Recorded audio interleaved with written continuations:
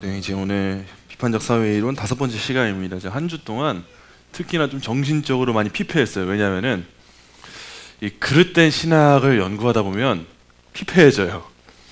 자유주의 지금 연이어서 하고 있잖아요. 자유주의부터 비판적 사회이론 하는데 너무 괴로워요. 보고 싶지 않아도 봐야 되고 연구해야 되고, 이 서적들 읽으면은 우리 작곡가들도 그런 얘기 하잖아요. 이별 노래를 만들다 보면은 자기가 맨날 그 우울의 감정에서 벗어나지 못한다. 아티스트들이 그런 게 있잖아요. 근데 저 또한 이 강의를 준비하다 보면 이 키어 신학자들의 책들과 자료들을 보다 보면은 너무 역겹고 하나님을 어떻게 이렇게 모독할 수 있는가 싶은데, 이런 것들이 제 안에서도 너무 막 영적으로 피폐해지고 안 좋은 것 같은 거예요. 근데 어쩌겠어요. 그래도 지금 이 키어 신학이 판치고 있는데 이걸 어떻게 해결해 봐야 되는 거 아니겠어요? 아까 제가 분명히 강단을 세팅할 때는 앞에 꽃이 없었어요. 근데 이런 저의 피폐함을 어떻게 아시는지, 누군가가 놔주신 것 집사님이세요? 맞는 것 같아요. 이런 걸 볼 때 누군가는 이 꽃을 보고, 꽃을 세팅하는 걸 보고 이건 누가 그냥 우연히 갖다 버린 거야, 아니면 우연히 그냥 놓은 거야, 치우지 못한 거야 하겠지만, 정말 머리에 상식이 있는 사람이면은 아마도 여기 강단에 여기에 딱 적합한 위치에 꽃을 배치해 둔 사람의 정확한 목적이 있을 거야, 이해를 하는 사람들이 있잖아요. 근데 어떤 게 더 상식에 가깝다고 보세요? 예배당 강단에 꽃을 여기 뒀을 때, 정확하게 강단 앞에 뒀을 때 의도가 있다고 보는 게 합당하다고 보세요? 의도가 없다고 보는 게 합당하세요? 의도가 있다고 보는 게 합당한 거예요. 분명 이건 강도사님을 해하려고 하는 걸 거야, 비염이 있는데 아주 죽이려고 하는 걸 거야, 이런 식의 생각을 하면 문제죠. 근데 아마도 예배당 강단을 위해서 아름답게 꾸며주신 걸 거야, 의도가 있어라고 파악하는 게 정확하고 맞는 거거든요. 성경도 그렇습니다. 성경도 지으신 하나님의 명확한 의도가 있고 목적이 있어요. 그래서 그 목적 안에서 성경을 해석을 해야 되는데, 키어 이론이 키어 신학까지 미쳤을 때 그 키어 신학자들이 얼마나 성경을 왜곡시키시는가를 명확하게 아셔야 되고, 인터넷 서점에 찾아봐도 나와요. 키어 성경 주석도 있어요. 키어식으로 성경을 해석하고, 심지어 키어 신학자들은 성경의 단어들도 바꿔요, 자기들 멋대로. 그런 점을 볼 때 우리가 이건 조심하지 않을 수가 없구나 생각할 수밖에 없고, 제가 좀 피폐해져도 키어 이론을 더 연구할 수밖에 없다는 게 명확해지더라고요. 그래서 이번 주엔 좀 사상적으로, 우리 비판적 사회 이론적으로 이 키어 이론이 어떻게 흐름이 형성되고 핵심이 뭔지 간단하게 신학적으로 진단을 하고, 또 우리나라에서 제 은사님인 이상원 교수님이 정말 키어 이론 쪽으로 좋은 책도 쓰셨어요. 여러 교수님들과 함께 논문을 요약한 건데, 다음 주에는 우리 이상원 교수님을 모시지 못하고요. 네, 너무 바쁘신 분이셔서 다음에 그래도 우리 내년에는 모실 수 있지 않을까 싶어요. 지금도 너무 많은 일 하셔가지고, 제가 그 내용을 가지고 한 번 더 신학적으로 이단성에 대해서 키어가 얼마나 이 삼위일체론을 왜곡시키는가에 대한 이상원 교수님 논문을 가지고 좀 더 한번 연구해보고, 우리가 2주 동안은 좀 정신이 피폐해져도 좀 세밀하게 알아보고 이 키어 이론에 대해서 살펴보려고 합니다. 그래서 여러분도 피폐해지더라도 좀 더 깨어있는 마음으로 함께 연구해 주시면 좋을 것 같아요. 자, 오늘 강의 목표입니다. 우리 함께 앞에 보이는 거 한 목소리 읽어보겠습니다. 키어 이론의 기원과 핵심 사상을 이해하고 성경의 창조 질서에 기초하여 키어 이론을 신학적으로 분별하도록 한다. 또한 이 시대의 혼란 속에서도 진리와 사랑을, 오늘 좀 더 스피드하게 갈게요. 양이 많기도 한데 너무 자세히 보면 여러분 정신건강에 좋지가 않아요. 보도록 할게요. 키어 이론은 여러분 정의하는 건 사실 쉽진 않아요. 왜냐하면 키어라는 것 자체가 나는 정의에 속하지 않을 거야를 말하는 게 키어예요. 그런 점에 있어서 정의에 속하기가 너무 어려운데, 그럼에도 불구하고 어느 정도 정의해본다, 이렇게 정의할 수 있을 것 같아요. 키어란 정의상 정상적인 것, 합법적인 것, 지배적인 것과 상충하는 모든 거래요. 그러다 보니까 정의하기가 어려운 거예요. 특별히 키어가 지칭하는 것은 없다. 키어는 본질 없는 정체성이다. 키어라고 하는 것 자체가 모든 걸 뛰어넘고 상충하는 거고 정의를 안 하려고 하는 거니까, 이렇게 정의하려고 하는 것도 싫어해요. 이런 모든 것에 정의하려고 하는 것도 싫어하지만 어쩔 수 없이 이론이라는 건 정확한 내용이 생기기 마련이잖아요. 어느 정도는 공통적인 게 생기잖아요. 그 정통적인 내용은 이런 내용이에요. 첫째로는 성이라고 하는 것은 젠더라고 하는 개념과 다르다. 생물학적인 성과 사회적인 성을 나눠요. 생물학적인 성이라고 하는 용어와 사회적인 성이라고 하는 젠더라고 하는 용어를 구별시켜서 이건 별개야, 제가 아무리 겉모습으로 보기에 남자여도 생물학적으로 남자여도 사회적인 성별은 다를 수 있다는 거예요. 이걸 나눠요. 둘째로 사회적인 구성에 대한 거예요. 젠더는 타고난 것이 아니라 사회적으로 만들어진 거예요. 우리 지난주 배운 내용대로 하자면 헤게모니적이라는 거예요. 셋째로 교차성입니다. 성, 젠더, 인종, 계급은 서로 연결되어 있대요. 그런데 이 모든 억압 구조 가운데 연결되어 있어서 젠더 문제를 해결한다, 퀴어 문제 해결한다, 그럼 환경 문제도 해결해야 되죠. 인종주의 문제도 해결해야 되죠. 모든 사회의 억압 구조를 다 해결해야 된다라는 게 퀴어 이론의 핵심이에요. 그래서 마지막 네 번째가 가장 중요해요. 그래서 뭐 할 거냐? 규범해체입니다. 그 이 세상에 정의되는 모든 내용들, 이 정의라고 하는 걸 싫어하기 때문에 정의되는 모든 내용들을 다 깨부수고 전부 다 풀어 헤치는 게 퀴어의 목표라고 할 수가 있어요. 그래서 왜 결혼이 남자와 여자만 해야 돼? 이건 당연한 거고요. 남자는 왜 바지를 입어야 돼? 여자는 왜 치마를 입어야 돼? 이런 식의 개념들이 퀴어 이론에서 나오는 거예요. 우리 좀 더 한번 이 핵심 내용을 보도록 할게요. 최근까지 이 성과 젠더라고 하는 용어는 동의어처럼 사용이 되었어요. 영어권 안에서 성이라고 하는 용어도 그렇고요, 젠더라고 하는 용어도 그렇고요. 사실상 원래는 모두 생물학적인 성을 나타내는 게 이 용어였어요. 그런데 변화가 생깁니다. 이 혼돈 가운데 어떤 변화가 생기냐? 1960년대쯤 페미니즘이 급부상을 하는 시기가 미국 사회와 유럽 사회에 찾아옵니다. 페미니즘이라고 하는 이 사상 체계가 급부상하게 되니까 이 페미니스트들이 뭘 했냐? 성이라고 하는 용어와 젠더라고 하는 용어의 의미를 구별시켜가지고 심지어 거의 구분에 가깝게 만들어가지고 성은 이럴 때 사용하는 거야, 젠더는 이럴 때 사용하는 거야, 이런 식으로 의미를 나눠버렸어요. 그래서 성이라고 하는 용어는 단순히 눈에 보일 수 있는 생물학적인 거, 이걸 성이라고 하는 용어를 사용하고, 사회적으로 내가 어떤 감각이 있고 어떤 성적 정체성이 있다, 이런 것들은 젠더라고 하는 용어로 불필요하게 나눠버렸어요. 고전 과학 기술에 따를 때 여러분 생물학적인 것으로 말미암아 사회적인 것은 파생될 수밖에 없는 거예요. 남자로 태어났으면 사회에서 남성적으로 살아갈 수밖에 없는 거예요. 남자로 태어났으면 남자로 살아야지 다른 무언가의 선택을 할 길은 없는 겁니다. 정확한 이분법이에요. 근데 시대가 급부상하면서 페미니스트들의 이 다양한 활개를 통하여서 내가 아무리 생물학적으로 남자로 태어났어도 사회적으로는 다른 범주에 속할 수 있어 라고 하는 식의 인식이 사회 가운데 퍼진 거예요. 왜냐? 생물학적인 범주는 이 사회의 권력층들, 예를 들면 뭐 백인들, 부르주아들이 만든 억압 구조라는 거예요. 왜 날 단순히 거기에 머물게 해? 이거는 헤게모니야. 이거는 해체시켜야 돼. 이런 식의 인식을 만든 거예요. 근데 역사적으로는 어땠습니까? 역사적인 관점으로 성과 젠더의 문제는요, 기독교의 부상 이후에 서구 세계는 전부가 인류를 남성과 여성이라는 두 부분으로만 나눴어요. 이 정확한 이분법이에요. 이 외에 다른 성은 없어요. 근데 오늘날은 항상 제3의 성, 제3의 성 말하잖아요. 또 다른 성별이 있을 수 있다, 다양하게 존재할 수 있다 말하잖아요. 근데 과거는 그러지 않았어요. 남성이라면 XY 염색체. 여러분 XY 염색체를 타고난 사람은 올림픽 경기에 여자 경기에 나가면 안 돼요. 그거는 또 다른 성차별이에요. 여성들은 여성들의 무대에서 활동할 수 있도록 만들어야 되는데 XY 염색체를 가진 사람들이 여성으로 올림픽 경기에 출전한다? 근데 이런 일은 있을 수가 없는 건데 요즘엔 일어나고 있죠. 남성이라면 남성의 생식기를 가지는 게 당연한 거예요. 남성으로서 2차 성징이 있는 거예요. 이걸 우리가 전통적으로 성이라고 불렀던 거예요. 남성적인 옷을 입고 남성적인 버릇에 따른다. 이걸 흔히 젠더 표현이라고 했어요. 과거에는 에이 남자가 이런 말 많이 했어요. 남자가 이래야지. 근데 요즘엔 남자가 이래야지라고 말하면 성인지 감수성이 떨어지는 거예요. 그게 왜 남성스러운 거야? 왜 남자는 그래야 돼? 남자는 왜 강해야 돼? 모든 남자라고 그래야 되는 거 아니잖아. 남자가 눈물도 흘릴 수 있지. 이런 식의 표현이 별거 아닌 것 같은데 우리 사회에 알게 모르게 우리가 무조건 극단적으로 남성성 이런 거야 강요하는 건 문제죠. 근데 남자는 남자다운 게 있는 거예요. 그게 과학이에요. 남자가 남성의 생식기를 가지고 있는 게 맞는 거고요. 남자가 남성에 할 수 있는 2차 성징을 겪는 게 당연한 거예요.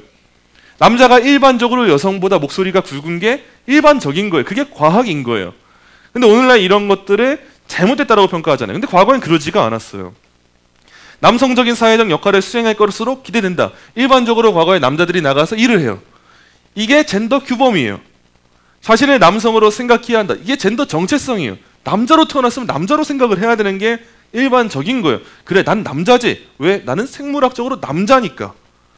그리고 일반적으로 남자는 여성에게 성적 매력을 느끼는 성적 성향, 오늘 말로는 성적 지향이 있어야 했어요. 이게 과거의 인식이었어요. 근데 오늘날 어떤가 보니까 오늘날은요 그러지가 않아요. 이런 이분법이 사라졌어요. 자, 앞에 있는 건 나중에 강의 영상에 시간 나실 때 보시면 되고, 밑에가 핵심입니다. 과거 전통적인 기독교적 관점에 있어서는 남성과 여성은 이분법적으로 나눠져 있고 상호 보완적인 관계였어요. 우리 성경적인 가치도 그렇잖아요. 남자와 여자의 관계가 교회와 예수님의 역할을 보여주는 모형이에요. 이렇게 전통적인 역할의 차이가 있었어요. 근데 페미니즘의 부상으로 말미암아 서구 사회의 이 패러다임의 전환으로 말미암아 퀴어 이론가들의 활동으로 말미암아 모든 이 사회의 이분법은 해체가 됐습니다. 남녀의 구분은 당연한 것이고요. 남자와 여자만 있냐 왜? 이거는 당연한 것이고요. 뭐 동성애자, 양성애자, 뭐 시스젠더, 트랜스젠더, 흑인, 백인, 권력가, 노동가 이런 식의 모든 것들이 다 사라져 버렸어요. 그래서 모든 걸 다 불안정하게 만들어 버렸어요. 사람들의 존재 자체를. 우리 지난주에 했던 내용 기억해 볼까요? 우리 비판적 사회 이론에 4가지 핵심이 있다고 했는데 혹시 기억나세요? 김광희 쌤 물어볼 것 같으니까 애초에 아니라고 기억 안 난다고. 네, 가장 먼저 첫 번째는 뭐였냐면 사회를 이분법화 시키는 거였죠. 무조건적으로 이분법화 시켜가지고 뭐 자본가, 노동가, 흑인, 백인 나눠버리는 거. 이게 비판적 사회 이론이 하는 일이었어요. 두 번째로는 그 권력 체계를 유지하기 위해 이 사회는 헤게몬이라고 하는 게 있다라는 거였어요. 이런 사회를 해방하고 바꾸기 위해서는 우리가 그 소수자들의 의견을 들어야 되는데 왜냐? 소수자들은 그들 나름의 체험을 하기 때문이다. 그들의 모든 말에 권력이 있고 권위가 있다. 체험 개념이었고요. 그래서 네 번째 뭐하냐? 우리는 사회 정의를 실현한다. 이 세상의 모든 억압 구조를 해체한다. 이게 비판적 사회 이론의 핵심이잖아요. 퀴어 이론도 마찬가지예요. 이 세상을 퀴어인 사람과 아닌 사람으로 나눕니다. 대표적으로 퀴어가 아닌 사람에 누가 속하냐? 기독교인이 속할 수밖에 없어요. 기독교는 명확하게 하나님이 남성과 여성을 지으셨다는 입장을 견지하고 있거든요. 그렇기 때문에 이 사회에 존재하는 다양한 헤게모니들을 깨부숴야 되는데 그러기 위해서 동성애자들과 퀴어들의 입장을 이해받고 사회 정의를 구성하려고 하는 거예요. 그렇다 보면은 어떤 일이 생길까 했을 때 기존의 성 역할과 성 윤리, 가정제도 자체를 깨부수기 위해서 이것저것 다 갖다 붙여요. 이 모든 억압 체계는 백인 중심의 인종주의 때문이야. 억압적인 헤게모니 때문이야. 뭐 환경운동 때문이야. 기독교 때문이야. 다 갖다 붙이면서 서로가 힘을 합쳐서 연대를 합니다. 억압 쪽에 있다는 사람들끼리. 반인종주의, 급진 페미니즘과 연대하면서 사회 근간에 다 흔들어 버리려고 해요. 이게 맞는 거야, 사회가? 무조건적인 비판과 무조건적인 부정을 하면서 이 사회를 전복시키려고 하는 거예요. 그래서 비판적 교육학자인 데이비드 게버드라고 하는 사람이 이런 말을 했어요. 퀴어성은 성적인 것이든 다른 것이든 간에 인습적 규범의 이의를 제기하는 것과 관계에 있으며 따라서 수많은 반대 정치와 연관되어 있다. 결국은 뭐냐? 반대 정치예요. 모든 것에 대한 반대예요. 해답은 없어요. 근데 그냥 반대를 해야 되는 거예요. 최근에도 하나의 뉴스 기사를 보던 것 중에 하나가 놀라운 게 뭐냐면은 한 유튜버 한 명이 사무실을 얻은 거예요. 사무실을 얻었는데 거기가 뭐 지하래요. 지하인데 직원이 한 2-3명 있대요. 그랬더니 그 유튜브 영상을 본 수많은 구독자들이 난리가 난 거예요. 어떻게 직원 한 경 자기는 좋은데 해외여행 다 다니면서 직원들이 일하는 그 공간은 창문 하나도 없고 뭐도 없고 왜 이러냐? 어느 정도는 일리가 있는 거 같아요. 직원 복지 차원에서는. 근데 그런 회사인데도 불구하고 들어오겠다고 한 사람들은 그 사람들이에요. 아쉬움은 없어요, 그 사람들한테. 자기가 창문 있는데 가고 싶으면 가면 되는 거고 아무도 말리지 않아요. 근데 오늘날 사회는 무조건적으로 기업과 자본가를 욕하면서 어떻게 그럴 수가 있어? 라고 해서 그 유튜버 한 명이 막 사과문을 올렸어요. 어떻게 생각하세요? 현대자동차 우리나라 보면은 지금도 우리 교회에 또 새 차를 기다리시는 집사님이 계세요. 너무 막 좋아하시는데 우리나라 현대자동차 문제가 뭐냐면은 노조가 파업을 정말 많이 합니다.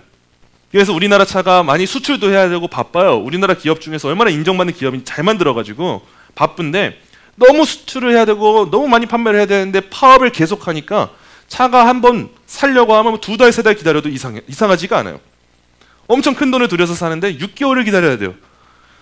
근데 현대자동차 직원들은 여전히 자기들의 복지가 적다고 하고 왜 내 자녀 등록금을 안 내주냐라고 하고 나는 이러면 일하지 않을 거야 라고 하는 노조를 만들어서 기업 임원진들과 싸워요. 그래서 계속 임금을 올려요.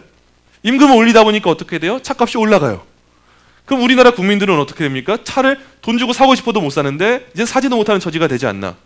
기업 입장에서 많은 이윤을 남겨야 되는데 그 이윤을 못 남기지 않아 다양한 문제들이 파생해요. 뭐 노조가 무조건 잘못된 건 아니어도 당장 이 나라 가운데 여러 가지 일들이 있는데 그냥 단순히 노동자라는 이유만으로 다 피해자가 되는가?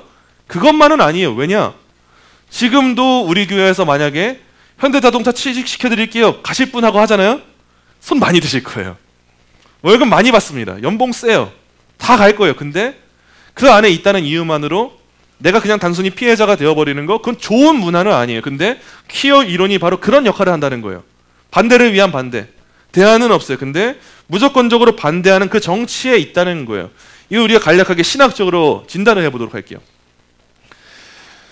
여러분, 젠더와 섹슈얼리티에 관한 몇몇 핵심 원칙에 대해서 교회 역사는 만장일치로 합의되어 왔어요. 첫째는 뭐냐? 하나님은 남자와 여자로 이 두 성별만 창조하셨다. 성경적으로 이건 우리가 절대 반박해서는 안 됩니다. 이걸 반박하는 순간 그건 이단이 됩니다. 우리 교회 그 어떤 분이라도 하나님이 남자와 여자 이외에 다른 성을 창조하셨습니다라고 말씀하신다면 우리 교회에서 중요한 직책을 맡으시면 안 돼요. 그거는 우리가 성도로서 해야 될 일에서 너무 크게 어긋나는 거예요. 우리가 인성적으로 부족한 건 괜찮아요. 근데 적어도 이 수준, 우리가 성경을 그대로 믿는 신앙에 있어서 하나로 합의가 되지 않으면 우리가 하나의 공동체를 이루기 어려워요. 이건 전통적인 거예요. 둘째, 남자와 여자는 구별된 역할이 있다. 이건 전통적인 겁니다. 하나님이 지으신 창조의 질서라는 게 있어요. 서로 상호 보완적인 존재로 하나님이 지으셨고 아담 이후에 하와를 만드시면서 돕는 배필로 지으셨고 각자에게 고유한 역할이 있어요. 근데 요즘 시대는 어떻게 말하냐? 이 역할의 차이를 높낮이의 차이로만 이해를 해버려요. 남자와 여자가 역할이 다릅니다. 하나님께서 여성들에게는 마치 교회가 예수님을 머리로 두고 순종하는 것처럼 남편에게 순종하라고 하셨고 남자들에게는 예수님이 교회 위에서 죽기까지 살아가신 것처럼 여자들을 섬겨라, 사랑해라 라고 하셨어요. 이 안에는 높낮이의 차이가 있는 게 아니고 모두 존귀한 하나님의 형상이에요. 근데 이 안에서 역할의 차이가 있는 것뿐이에요. 우리나라 대한민국 국가대표가 축구를 할 때 수비수냐 공격수냐가 중요한 게 아니라 대한민국이라는 게 중요하고 역할이 다르다는 게 중요한 거예요. 이건 평등이냐 아니냐의 문제가 아니에요. 근데 오늘날의 시대에는 이걸 가지고 평등의 문제로 따지죠. 역할이 다르면 평등하지 않은 거예요. 근데 그렇지 않아요. 왜냐? 삼위일체 하나님이 평등하세요. 세 위격이 각 구별되는 그 하나님이 성부, 성자, 성령 하나님이 하시는 일이 다릅니다. 역할이 달라요. 성부 하나님 구원 계획하시고 성자 하나님 구원 성취하시고 성령 하나님 구원 적용하세요. 근데 높낮이가 다르냐? 아니요. 세 위격 모두 동등한 영광을 지위를 가지고 계세요. 이런 것들이 남자와 여자와의 관계에 온 거고 교회에 적용이 된 건데 오늘날은 이거에 대해서 문제를 제기하는 거예요. 셋째, 결혼은 한 남자와 한 여자의 연합이에요. 일부 다처제 잘못된 거예요. 성경시대 구약시대에 있지 않았냐? 하나님 그래서 그거 잘했다고 하신 적 한 번도 없어요. 심지어 성경에 나오는 일부 다처제의 모습들, 그래서 보세요. 집안에 문제가 생겨요. 그 여자들 사이에 갈등이 생기지 않나? 이상한 고생길이 열리지 않나? 자녀 다툼이 생기지 않나? 성경에서 단 한 번도 일부 다처제를 잘했다고 한 적이 없어요. 그건 허용의 측면이에요. 한 남자와 한 여자의 결합만이 결혼이라고 하시면서 성이라고 하는 것, 성적인 그 모든 일들은 이 결혼 제도 안에서만 이루어져야 된다라고 하시는 게 성경적인 가르침이고 전제예요. 우리 자녀들이 이걸 명확하게 알아야 돼요. 지금 시대 교육은 이걸 가르치지 않기 때문에 초등학교만 가도 피임법을 가르치는 시대가 됐기 때문에 선명하게 알고 있어야 돼요. 성별은 딱 두 가지, 남자와 여자밖에 없어요. 또 다른 성은 있지 않아요. 하나님은 남자와 여자에게 고유한 역할을 주셨어요. 명확한 거예요. 시대가 아무리 바뀌어도 진리는 바뀌지 않아요. 하나님께서는 결혼이라고 하는 제도를 한 남자와 한 여자의 제도 안에 묶으셨어요. 그 안에서만 모든 성적인 아름다움이 발산되는 거예요. 그래서 우리 그리스도인들은 혼전 성관계에 대해서 부정적인 입장을 취해야 해요. 적어도 이전에 신앙생활을 똑바로 안 했거나 연약함으로 인해서 혼전 순결을 지키지 못한 사람이 있을 수 있어요. 괜찮아요. 그때 회개하고 돌이켰다면 혼전 순결주의자가 되면 되는 거예요. 그게 성경의 가르침인 거예요.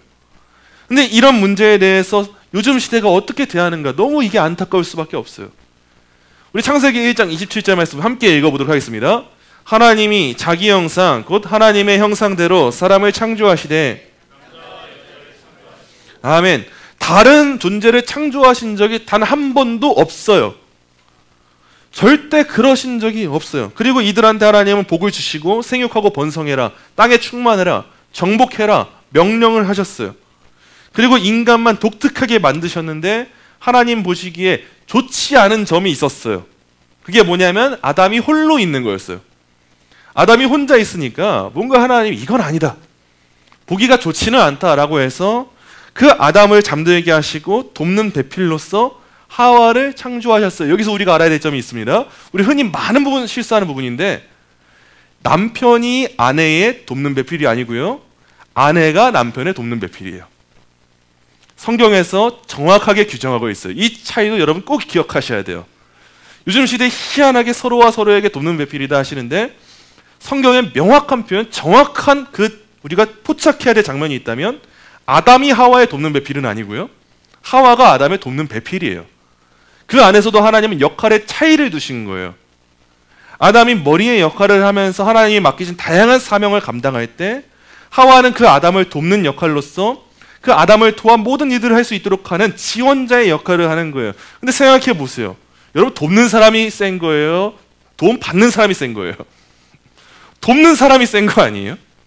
근데 이런 가르침을 한다고 해서 교회는 성억압적이다, 가부장적이다 하는 게 말이 됩니까? 하나님 보시기에 아담이 혼자 했으면 뭔가 일을 똑바로 못해요. 뭔가 맹해요. 남자들을 뭐 하나 놓쳐였고. 그래서 여자들의 손이 갈 수밖에 없어요. 왜냐? 여자들은 그 모든 걸 볼 수 있는 눈이 있어요. 하나님이 그렇게 지으신 거예요. 남편의 연약한 점을 보완할 수 있도록, 도울 수 있도록, 지혜로 섬길 수 있도록 그렇게 만드신 건데, 오늘날은 이걸 놓쳐버리면서 뭐든지 억압이다라고 말해버리는 거예요. 창세기 2장 24절부터 25절 말씀도 한번 함께 읽도록 하겠습니다. 이러므로 남자가 부모를 떠나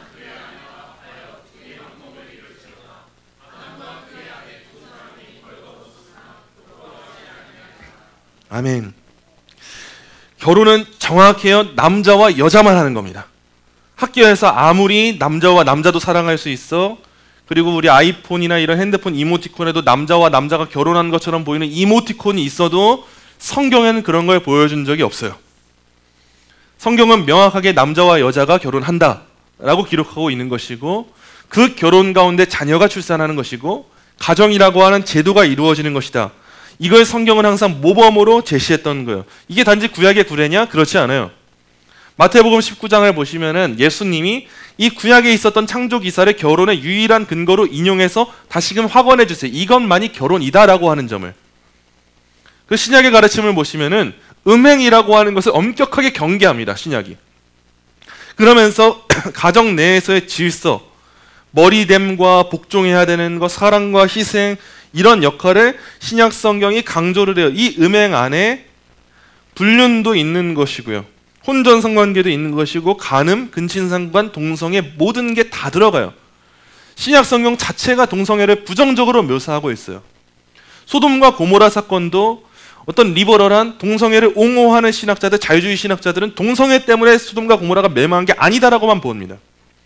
손님들을 환대해주지 않았기 때문에, 돌봐주지 않았기 때문에 소돔과 고모라가 멸망당한 거라고 하는데, 소돔과 고모라의 멸망의 명확한 원인 중 하나는 동성애였던 걸 부정해서는 안 돼요.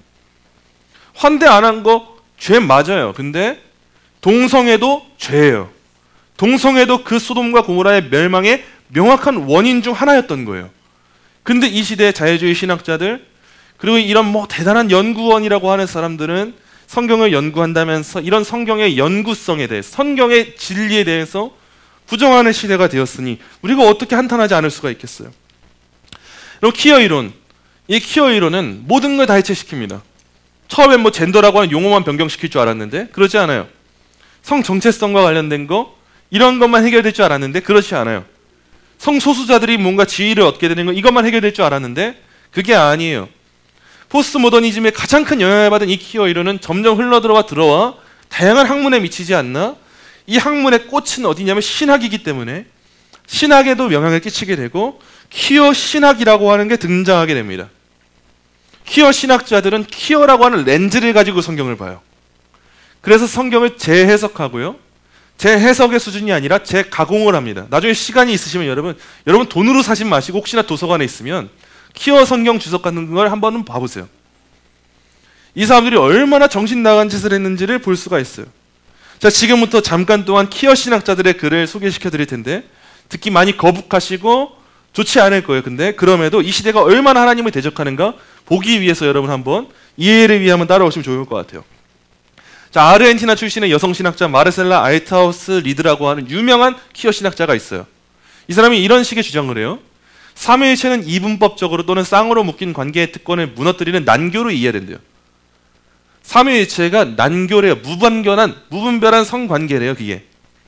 삼위일체의 각 위격은 자신만의 연인과 금지된 욕망의 골방이 있으며 이 결과로 제한된 관계에 대한 환상은 종말을 맞게 된다. 삼위일체 하나님을 묘사하는 신학자라고 하는 사람입니다. 세상 철학자가 아니고 세상 학자가 아니라 신학자고 교회 목사예요. 교회 목사인데 삼위일체에 대한 설명을 성도들에게 전할 때 삼위일체는 각 위격 간의 난교입니다 라고 하는 것이 이게 얼마나 신성 모독적인 발언이고 말도 안 되는 소리예요. 이런 식의 발언들이 우리나라에도 많은 부분 돌아왔고 교회 강단에서 이루어지고 있고 이 사람들이 차별금지법 제정하자고 하고 있는 거예요. 미국의 여성신학자 키트레지 체리라고 하는 사람이 있어요. 범성애적, 전성애적 성령뿐 아니라 성령을 묘사하는데 범성애적, 전성애적 성령이래요. 이 성령뿐 아니라 예수 그리스도도 사도 요한과 막달라 마리아와 성적인 관계를 맺은 양성애자 트랜스젠더 인간으로 묘사를 해요. 사도 요한과 막달라 마리아와의 예수님이 이런 성적인 관계를 맺은 양성애자이기도 하고 트랜스젠더라고 이런 식의 표현을 성경 읽고 연구한다는 사람이 해서 되는 거예요. 말 같지도 않은 소리 아닙니까? 게이 신학자인 토마스 보에치라고 하는 사람이 있습니다. 이 사람이 이런 말을 해요. LGBT는 레즈비언, 게이, 바이섹슈얼, 트랜스젠더는 이성의 규범적 관계 양식에 저항하도록 성령의 부르심을 받았대. 이게 성령의 부르심이래요. 이성의 규범을 깨뜨리는 게 성령의 부르심이래요. 제가 아는 성령님과 너무 달라요. 제가 아는 성령님은 죄를 깨뜨리는 분이에요. 하나님의 규범을 지키게 하시는 분인데 우리를 왜 부르셨는가? 이성의 규범적 관계 양식에 저항하도록 부르셨다. 이러니까 맨날 나가서 시위만 하고 있는 거예요. 법을 제정하려고만 하고 있는 거예요. 우리나라도 지금 다양한 법, 유사차별금지법 계속 나옵니다. 다양한 이 건물들의 옥에 광고음을 붙이는 것도 이제는 처벌하겠다. 교회에 예를 들면 동성애에 대한 거, 이슬람에 대한 거, 중국에 대한 거, 뭐 포스터 하나 붙여도 처벌할 수 있는 법까지도 제정하려고 하고 있는데 이런 식의 주장들에서 나오는 거예요. 결국 게이, 노인, 퀴어, 청년, BDSM, 가족 공동체, 여장, 남자 공동체 등 LGBT 공동체의 다양성은 축하받아야 한다. 예일 신학교 린 톤스테드 교수의 말이에요. 기독교는 올바르게 이해하면 경계를 넘어서는 것과 관계에 있다. 기독교인은 사랑으로 모든 이분법을 무너뜨리시는 하나님을 믿는다. 말만 들으면 좋아 보여요. 모든 경계 넘어서야죠. 약자와 가난한 자, 고아와 과부 돌봐야죠. 하나님은 그 경계를 넘으라고 하셨죠. 인종에 국한되지 않고 복음을 전하라고 하셨죠. 모든 사람을 죄인을 여기고 그들에게 복음을 전하라고 하셨죠. 맞아요. 경계 넘어서야 돼요. 근데 하나님의 경계 넘어서라고 하신 적은 단 한 번도 있지 않아요. 하나님의 질서를 넘어서라고 말씀하신 적은 한 번도 있지 않아요. 근데 기독교인은 모든 이분법을 무너뜨리시는 하나님을 믿는데요. 결론적으로 이런 퀴어 신학에 따르게 될 때 어떻게 되겠습니까? 하나님은 분명 이 세계를 지으시고 보시기에 좋았다고 하셨는데 이 퀴어 이론이 지향하는 세계는 하나님의 질서와 구별이 없는 혼돈과 공허의 세계예요. 하나님의 질서가 있기 전의 시대를 원해요. 이런 퀴어 신학이 우리 교회에는 없는 것 같지만 우리의 사고체계에 스며들게 되고 이 시대의 문화에 스며들게 되고 우리 자녀들에게 교육이 됐을 때 지금 세대가 아니라 다음 세대만 돼도 어떤 문화가 양상될까요? 굉장히 두려운 일이에요. 우리 교회 장년분들도 많이 느끼실 텐데 한 불과 20, 30년 전의 한국 교회와 지금의 한국 교회 비교할 때도 문화가 많이 달라지지 않았습니까? 교회 예배 분위기도 달라졌죠. 성도들의 교제도 달라졌죠. 교회 강단의 설교도 달라졌죠. 많은 부분 달라질 수밖에 없었죠. 근데 앞으로 20, 30년 뒤에는요. 그때 이제 우리 젊은 청년들과 우리 다음 세대들이 이 세상에서 많은 교육을 받고 똑똑해질 거예요. 똑똑해져서 교회의 중심이 돼서 교회를 섬기는데 하나님은 모든 규범성을 깨뜨리시는 분이지 않습니까? 라고 하면서 교회의 여장 남자의 모습으로 오질 않나. 이런 식의 교회의 모든 전통들을 해체시키려고 한다면 이건 굉장히 두려운 일이 생기는 거예요. 자, 그럼 우리가 어떻게 해야 될까요? 세상은 교회를 향해서 차별 공동체인 것처럼 혐오 세력인 것처럼 말이에요. 뭐만 하면 맨날 극우예요. 차별금지법만 말하면 극우예요. 이런 세상을 향해서 우리가 뭘 해야 되는가? 첫 번째는 이거예요. 성경의 원칙은 분명합니다. 성경은 이웃은 물론 원수까지 사랑하라고 분명하게 명령해요. 맞아요. 근데 중요한 건 이거예요. 사랑이 뭔데요? 포스트모더니즘 시대 가운데 이런 언어 철학자, 구조 철학자, 구조주의자, 해체주의자들은 말장난을 그렇게 잘 칩니다. 모든 것에 프레임을 씌워버려요. 과거에는 사랑이라고 하는 것을 하나님께 기인한 것으로 이해를 하던 시대가 있었어요. 그래서 진정한 사랑은 하나님 뜻대로 가게 하는 게 사랑이었어요. 근데 요즘 시대의 사랑은 어때요? 각 개개인이 원하는 대로 하도록 그대로 내버려 두는 게 사랑이래요. 여러분의 자녀가 마약 중독자가 된 상황이에요. 마약 중독자가 되어서 나는 마약을 그토록 하고 싶대요. 나한테 당장 마약을 달래요. 그래야 내가 사는 길이고 내가 행복하대요. 그럼 진짜 사랑하는 부모는 그 마약을 주겠습니까? 안 주겠습니까? 줄 수 없어요. 내 목에 칼이 들어와도 차라리 날 밟고 가더라도 절대 줄 수 없어요. 왜냐하면 그 마약에 취하게 하는 것이 좋은 사랑이 아니라는 걸 알기 때문에 아무리 그게 나한테 행복이라고 해도 부모는 줄 수 없습니다. 세상에서 돈 벌고 싶어하는 사람들은 줄지도 몰라요. 돈이면 다 되니까. 근데 그 사람들은 그 마약 중독자를 사랑하는 게 절대 아니에요. 그건 파멸로도 없는 행위예요. 교회도 마찬가지예요. 교회가 진짜 이웃사랑을 실천한다는 게 뭔가? 많은 영혼들이 주께로 돌아와 회개하고 믿어 하나님 나라에 이르게 하는 게 진짜 사랑이에요. 겉으로 보기에 좋은 관계 유지한다고 전부가 아니에요.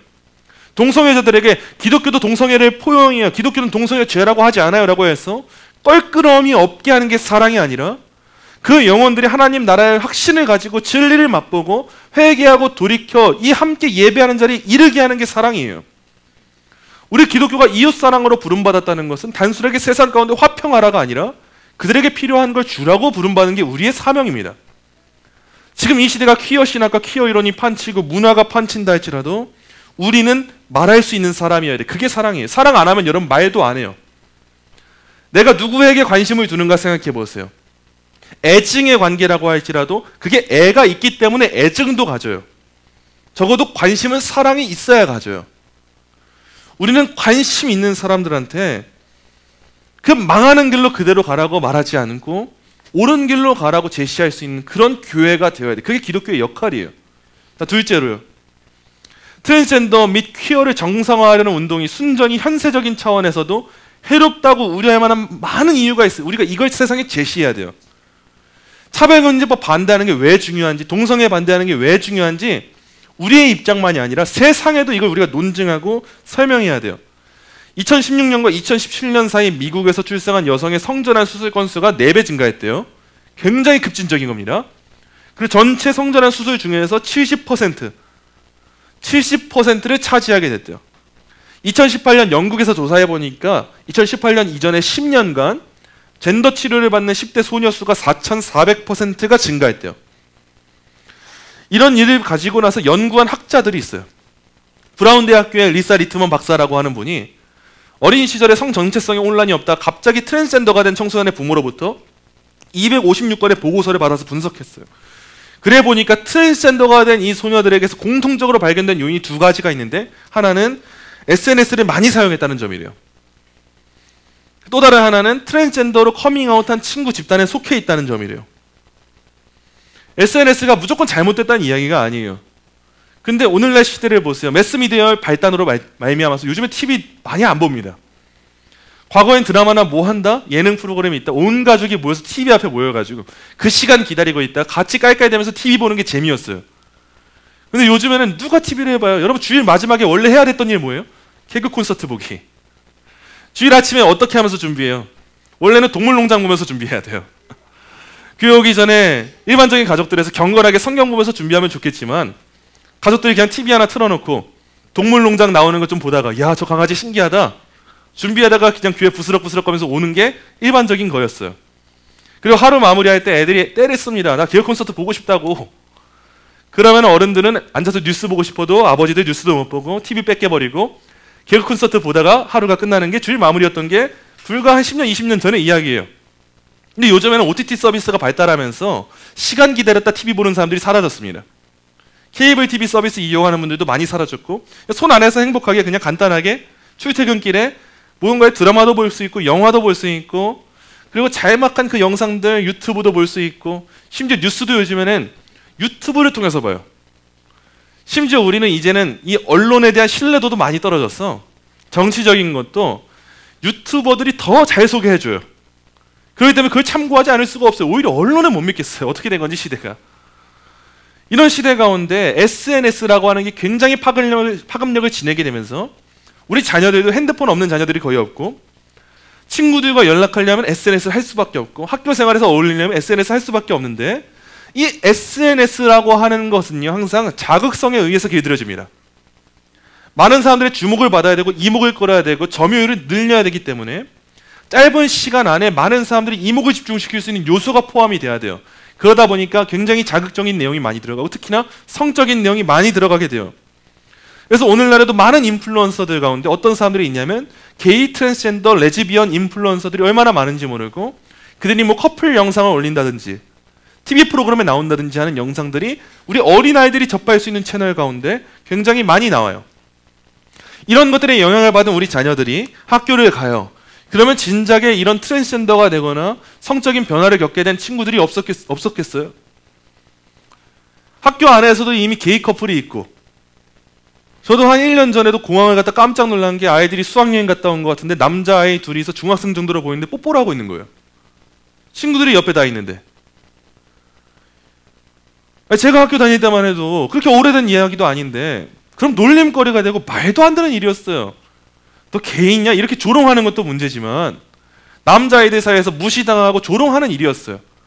근데 이제는 아무렇지도 않게 그게 문화가 돼가 제가 제 두 눈으로 보니까 너무 마음이 속상하고 믿기지가 않을 정도로 어떻게 세상이 이렇게 된 건가 싶은 거예요. 그러니까 이제는 보니까 길에 걸어다니는 초등학생 아이들, 여자아이들이 손만 잡고 다녀도 다 이상하게 보이는 거예요. 친구들끼리 손만 잡고 다녀도 쟤네 뭐 있는 거 아니야? 이런 식의 생각으로 보이는 거예요. 우리 아이들이 학교에서 다양한 공동체 가운데 이런 문화에 전염이 돼요. 알게 모르게 원하지 않아도 영향을 받아요. 우리 아이들이 그런 유튜브 채널 보고 싶어서 보는 게 아닌데도 알고리즘에 떠요. 그런 인스타그램 좋아요 하는 것도 아닌데도 누르게 돼요. 보게 되고요. 그러면서 유튜브를 딱 켰는데 어쩐가 한번 이런 게 뜨는 거예요. 너 스스로를 남자로 여기지 않고 여자가 되고 싶다면 여자가 될 수 있어. 그런다면은 이런 거에 하나하나 영향받게 된다면 어떤 일이 펼쳐지겠어요? 패션쇼만 봐도 요즘에 패션도 많이 진화가 되고 이상해졌어요. 요즘 젠더리스 패션이라는 게 있대요. 성적인 구별을 허물어뜨리고 남자가 치마 입고 우리나라 남자 연예인들도 치마 입고 등장한 남자 연예인 얼마나 많습니까? 맨날 하는 말 그거예요. 스코틀랜드에선 전통 복장이 남자가 치마 입는 거 아니야. 그건 그 나라고 우리나라는 우리나라고요. 이 나라에서 그랬던 적이 어디 있어요? 우리나라에서 그랬다가는 할머니들이 얼마나 등짝을 후드려 패면서 말도 안 되는 이유였죠.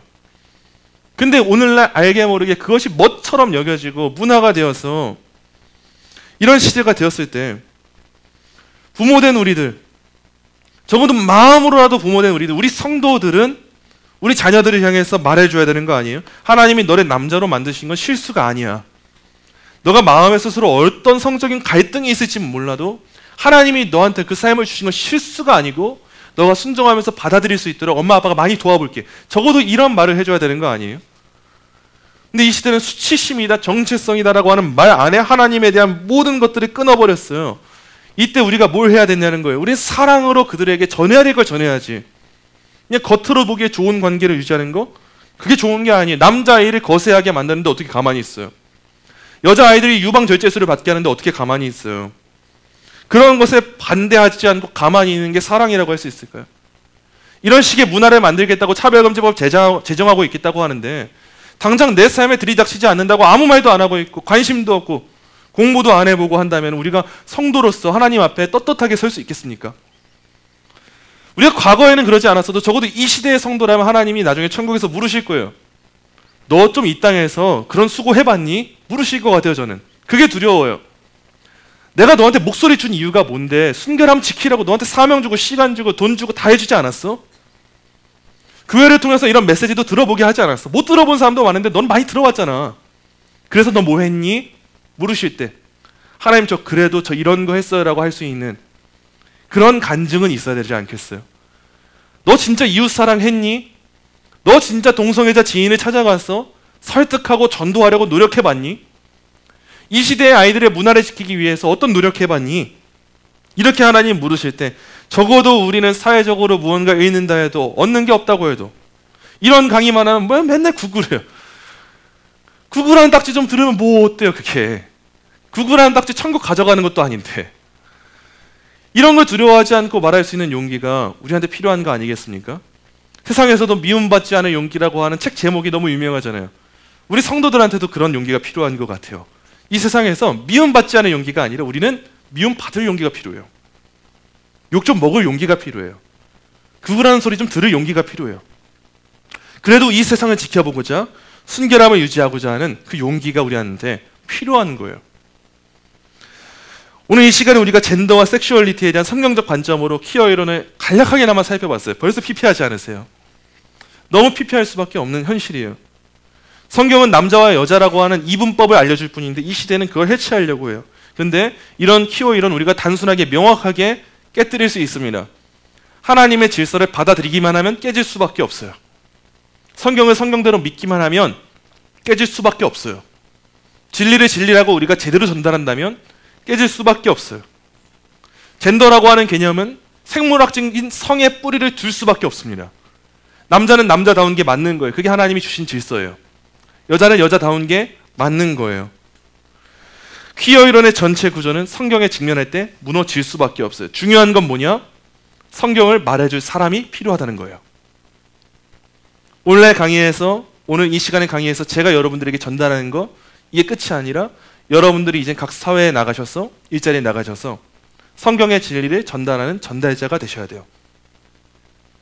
저는 기껏해야 만나는 분들이 여러분들과 기독교인들이겠지만 신학자들 무리이겠지만 실제적인 세상에 나가서 더 많이 사례붙대고 더 많은 논쟁을 할 수 있고 더 많이 전달할 수 있는 파급력은 여러분들에게 있지 않습니까? 이젠 여러분들이 그 사명감을 가지고 도전해 보셔야 되고 우리 아이들부터 이 진리로 무장할 수 있도록 더욱더 노력을 해야 돼요. 처음에는 퀴어 이론이 매력적으로 보일지 모릅니다. 성소수자의 무언가의 해방을 만들었다. 그런데 이건 해방이 아니에요. 더 죄에 올가매게 하는 거예요. 이 시대의 교회가 물 다 엎질러지고 나서 그릇에 담으려고 하는 게 아니라 엎질러지기 전에 제대로 지킬 수 있는 교회 되기를. 우리 교회도 소 잃고 외양간 고치는 게 아니라 애초에 외양간 단단히 붙들어매서 소 잃지 않아야죠. 하나님이 주신 기회 놓치지 않아야죠. 우리 한국교회가 하나님이 허락하신 촛대를 놓치지 않아야죠. 그런 교회로 우리 교회가 저와 여러분 쓰임받게 되기를 간절히 소망합니다.